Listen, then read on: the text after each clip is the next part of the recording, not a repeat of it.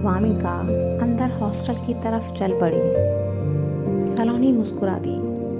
ये वही है ना जिसके साथ तू आज क्लास में बैठी थी? वामिका, हाँ। सलोनी, ये इतना कम क्यों बोलता है? इसका नेचर ही ये ऐसा है या ये मेरे सामने नर्वस हो गया? वामिका, ये शुरू से ही ऐसा है, कम बोलता है। सलोनी, तुझे बोरिंग नहीं लगता ये? वामिका, शुरू में तो लगता था कि ये तो कुछ भी नहीं बोलता है, मुझे ही चटर पटर करना पड़ता है, लेकिन फिर बाद में ये मुझसे घुल मिल गया था तो थोड़ा और बोलने लगा। फिर मैं भी धीरे धीरे इसके साथ रहकर समझ गई थी कि यह कब क्या कहना चाहता है। हम दोनों के बीच एक अच्छी अंडरस्टैंडिंग हो गई और ये आज भी कायम है। सलोनी, सच सच बता, तुम दोनों सिर्फ दोस्त ही थे क्या? क्या तुमने कभी एक दूसरे को डेट नहीं किया? वामिका हंसने लगी। तू भी कमाल करती है। अगर बॉयफ्रेंड होता तो दोस्त क्यों बोलती? हम दोनों बेस्ट फ्रेंड हैं। और रही बात एक दूसरे को डेट करने की, तो हम दोनों को ही उस टाइम पर प्यार व्यार में शुरू से ही भरोसा नहीं था। यार, हम बच्चे थे तब। इस सब लफड़े में पड़ने का कोई मतलब ही नहीं बनता था। सलोनी, तब नहीं बनता था, पर अब तो है ना। अब तो तुम दोनों कॉलेज में हो और बड़े भी हो गए हो, तो अब तो तुम दोनों एक दूसरे को डेट कर सकते हो। वामिका, नहीं, शायद तुझे याद नहीं है कि मेरी सगाई हो चुकी है और शिशिर मेरा होने वाला पति है। मैं किसी को धोखा नहीं दे सकती। सलोनी, और अगर अभी तक तेरी सगाई नहीं हुई होती तो क्या तू तब भी उसे डेट नहीं करती?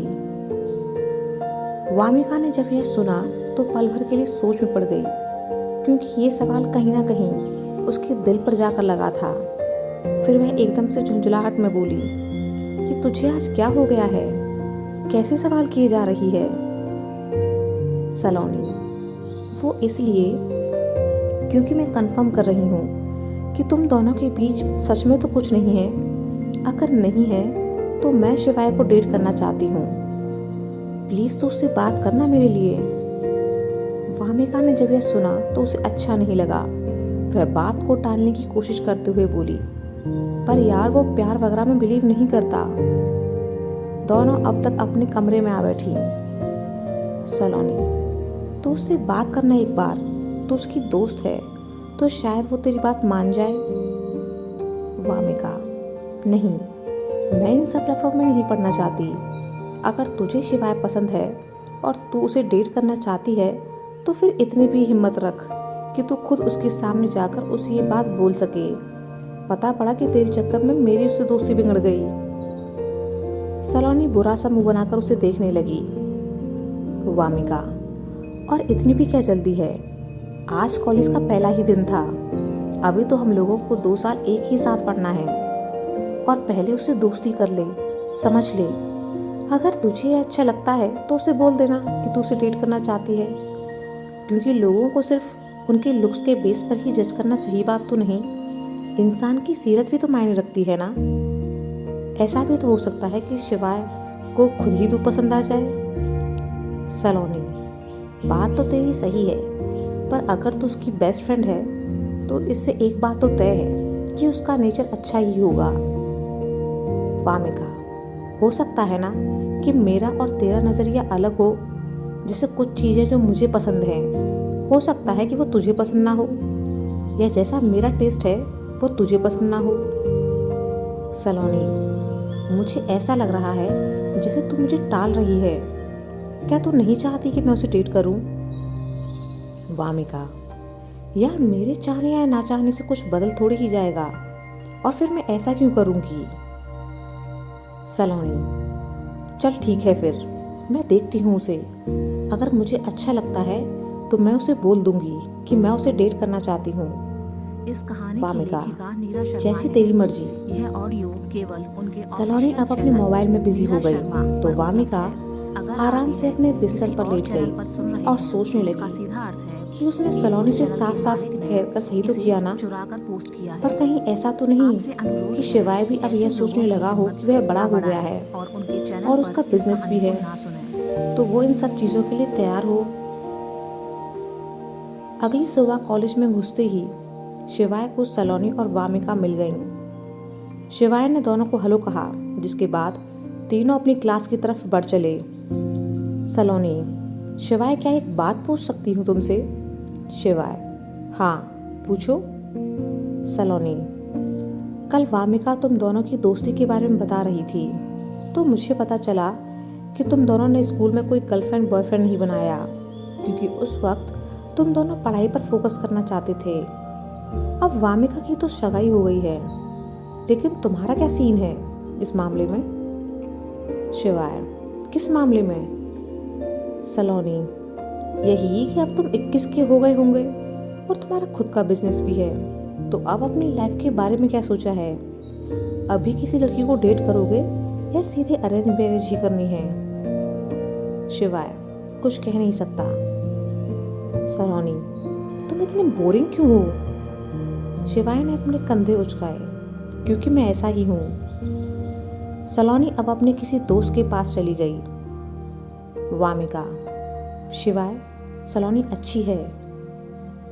शिवाय, तो मैंने कब मना किया? मैंने तो सिर्फ सच बोला ना। दोनों बातें करते हुए क्लास के अंदर आए तो उनकी नज़र एक तरफ बैठे सौरभ पर पड़ी। उसे वहां देखकर दोनों दंग रह गए। शिवाय ने कंफर्म करना चाहा, वामिका, ये सौरभ है ना? वामिका, हाँ वही है। अब तक सौरभ की नज़र उन दोनों पर पड़ चुकी थी और वह दोनों को वहां एक साथ देख उतना ही हैरान हुआ जितने कि वो उसको देखकर हुए थे। वह उठकर उनके पास आया। उसके चेहरे पर एक मुस्कुराहट थी। विश्वास ही नहीं होता कि ये तुम दोनों हो। मैंने कभी नहीं सोचा था कि तुमसे इस तरह से मिलना होगा। शिवाय और वामिका हैरान थे कि यह इतना अच्छे से बात कैसे कर रहा है। सौरभ उन दोनों को चुप देखकर हंस गया। ओह, तो तुम दोनों ये सोच रहे हो कि मैं इतने अच्छे से बात कैसे कर रहा हूँ तुमसे? देखो, मैं तुम दोनों से ही माफ़ी मांगता हूँ। मैं जानता हूँ कि स्कूल टाइम में मैं बहुत ही रूड था, या सीधे सीधे कह लो कि बदतमीज़ था, पर क्या करूँ, उस टाइम बच्चे थे यार, तो इतनी समझ नहीं थी। दरअसल मैं खुद को सबसे आगे रखना चाहता था। मैं चाहता था कि सब मेरी तारीफ करें, मुझे इम्पोर्टेंस दें, तो बस इस सब की वजह से मैं रूड होता चला गया। वामिका, तो फिर अब कैसे बदलाव आया तुम में? सौरभ, जैसे जैसे बड़ा हुआ तो दुनियादारी समझने लगा। शहर से बाहर निकला तो नए नए लोगों के साथ रहने को मिला ग्रेजुएशन में, जिससे मेरा नज़रिया भी बदला। समझ आया कि सिर्फ मार्क्स के दम पर ही ज़िंदगी नहीं जी सकते। मुझे ना हमेशा लगता था कि पापा मेरी बहन को ज़्यादा तवज्जो देते हैं, और घर में उसकी अहमियत देख देख कर फिर मैं सारी ही लड़कियों से चिढ़ने लगा। फिर शिवाय की वजह से मैं क्लास में कभी फर्स्ट नहीं आ पा रहा था, तो जलन और नाराज़गी बढ़ती ही जा रही थी। 12वीं के बाद मैं दूसरे शहर में गया। वहाँ जब रहा तो अपने परिवार से दूर हुआ।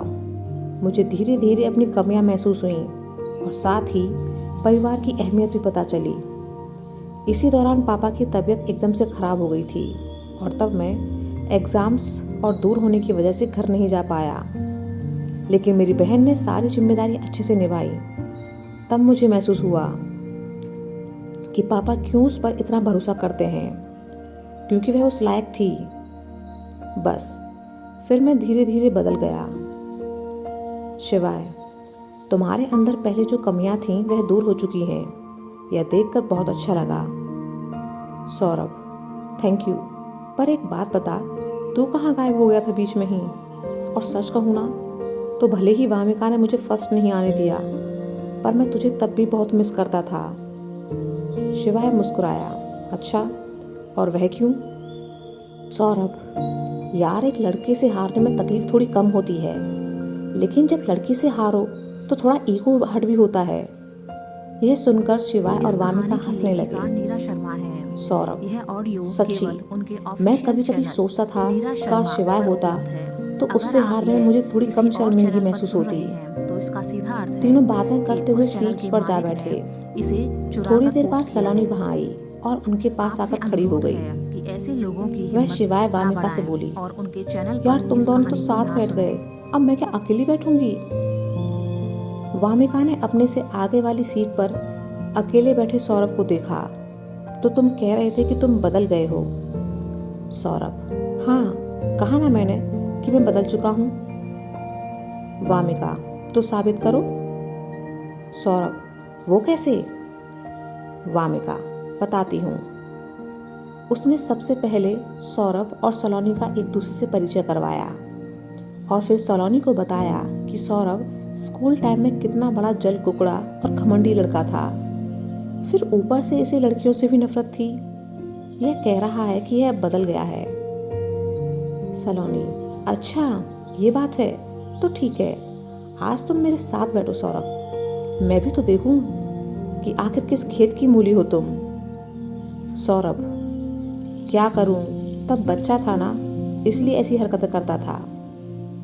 सलोनी, पर अब तो ऐसा कुछ नहीं करोगे ना तुम।